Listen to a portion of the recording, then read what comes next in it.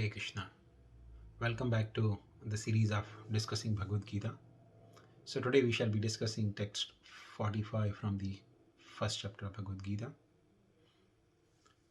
Om Jnanatimidandasya Jnananjana Chalakaya Chakshurunmilitam Yena Tasmai Shri Gurave Namaha Vancha Kalpatarubhyashta Kripa Sindhubhya Evacha Patitanam Pavanebhyo Vaishnavebhyo Namo Namaha Shri Krishna Chaitanya Prabhu Nityananda Shri Advaita Gadadhar Shrivasadi Gaura Bhakta Vrinda Hare Krishna Krishna Krishna Hare Hare Hare Rama Rama Rama Hare Hare.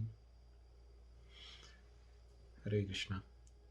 So text 45 is yadi mam apratīkāram aśastram śastra-pāṇayaḥ dhārtarāṣṭrā raṇe hanyus tanme kṣema-taraṁ bhavet.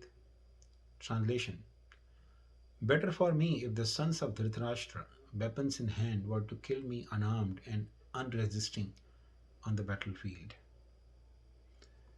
So here Arjuna is refusing to fight.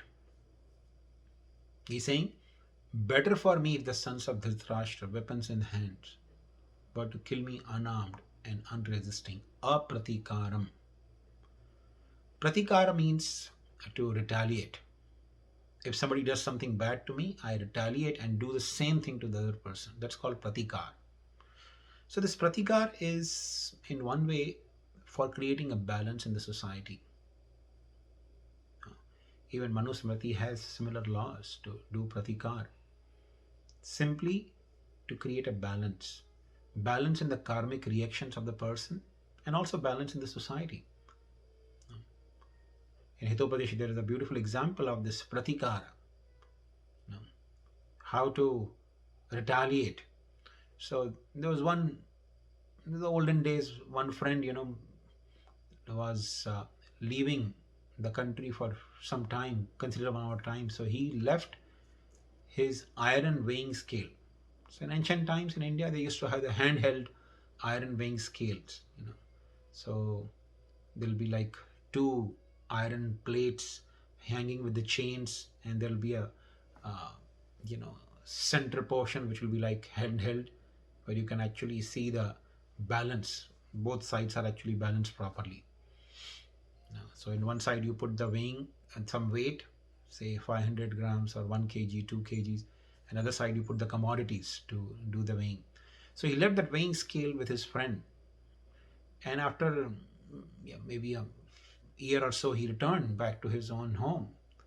So he went to his friend that, please my dear friend, I want my weighing scale.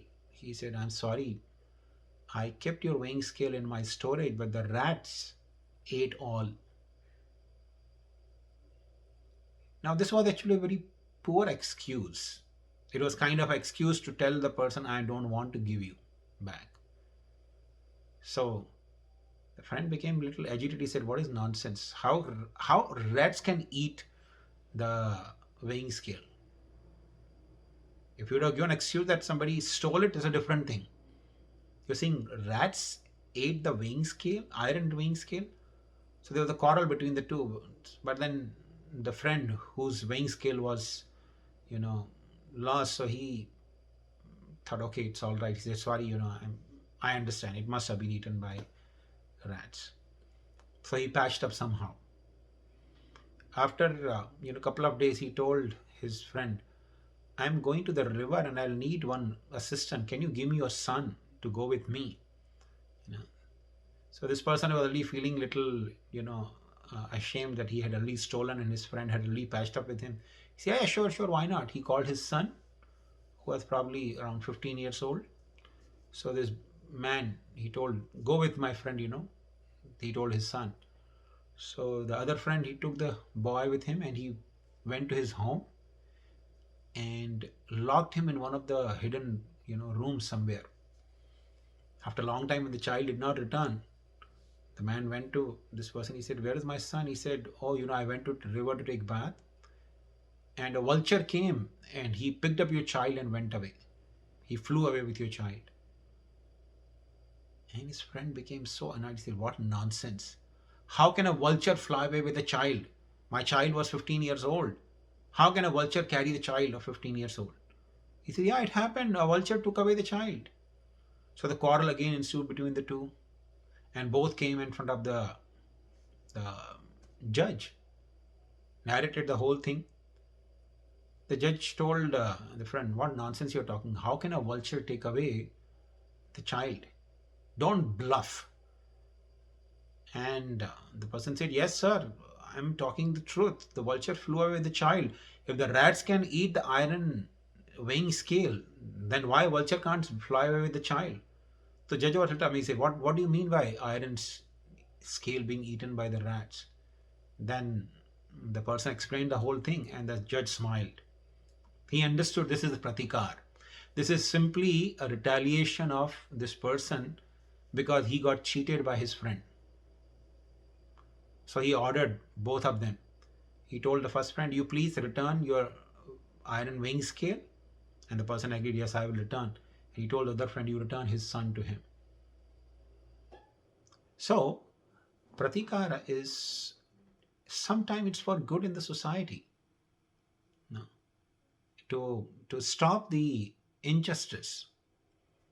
But here Arjuna deciding that even if he was attacked by his enemies who were actually aggressors, Duryodhana and his party, they were actually aggressors. They had done all kinds of injustice to the Pandavas. And yet Arjuna is saying he would not fight. Even if they came with the weapons to kill him, he would not retaliate. He will rather die unarmed, even if Duryodhana and his party came to kill him. And it's not out of some fear or feeling of cowardness. Arjuna is the great warrior, a great hero. All his symptom of not retaliating, apratīkāram, is due to his being a great Vaishnava, a soft-hearted devotee. So his symptoms of soft-heartedness is resulting because he's a great devotee of the Lord.